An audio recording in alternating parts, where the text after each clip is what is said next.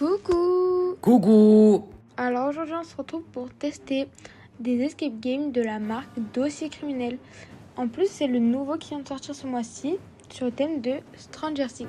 D'ailleurs, il y a bientôt la nouvelle saison qui sort. Dossier Criminel, c'est une marque qui propose des escape games. Ouais, des jeux d'enquête immersifs avec des univers originaux ultra réalistes. Donc, dedans vous aurez plusieurs preuves et tout ce que vous devez savoir pour commencer l'enquête.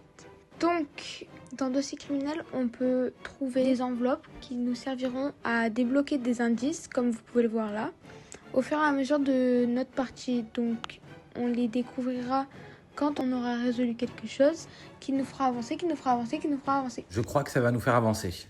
Donc, comme vous le savez, il y a toujours une lettre de mission. Dans ce cas-là, on avait un élève qui s'était perdu quelque part, on ne peut pas vous dire où. Vous croyez pas qu'on allait tout spoiler quand même? Mais on devait l'aider à partir d'ici, quoi.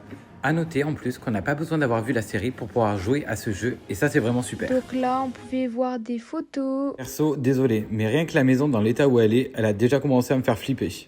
On peut voir une carte, des plans, comme si on était dans le vrai Stranger Things. Donc ensuite, on essayait de faire des cohérences avec les papiers qu'on avait eus, la carte, on avait des adresses, on avait des lettres, on avait des vocaux. En allant sur internet, on a même eu accès à un Walkman des années 80. Bon ok, Lily sait toujours pas ce que c'est.